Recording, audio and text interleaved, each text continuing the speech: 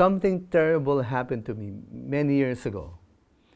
I had this very challenging job that I always wanted to have. I was earning a very good income for my family. Everything was going well.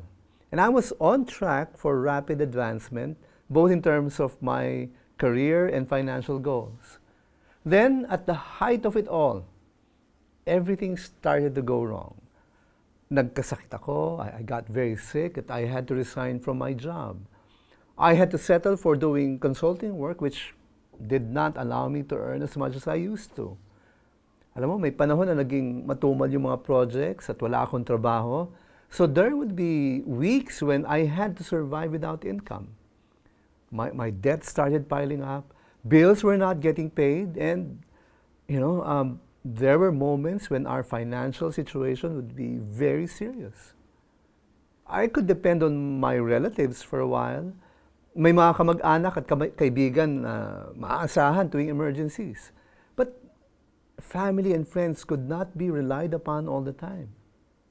There were periods when there was literally no one we could turn to. And all I had left was God. And during those moments, that's when I realized He was all I needed. He was the only one I could depend on. So I called on to Him, and He has rescued me in more ways than I can remember. I'm sure you've been in similar situations. You might have lost your job, or you got fired. You missed your power bill payments, and electricity just got cut off.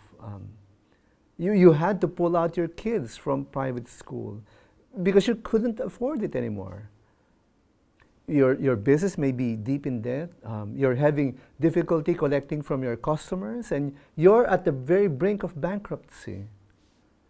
Or someone in your family is very sick and needs immediate medical care, and you do not have the money even for the hospital down payment. You've run out of options, and you don't know what to do anymore.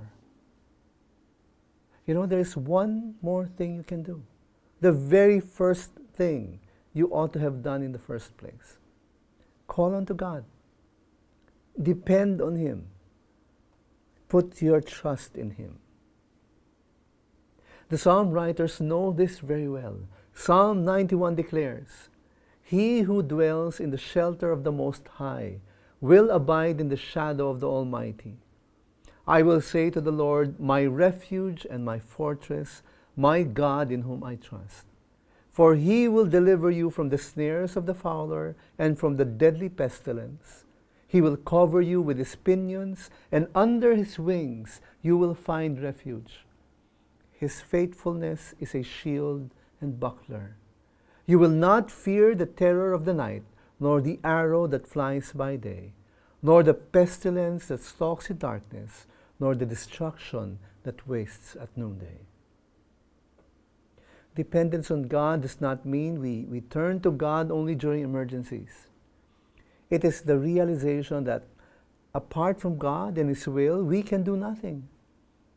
Dependence on God means He is our everything. Dependence is an expression of faith, an expression of our confidence in God.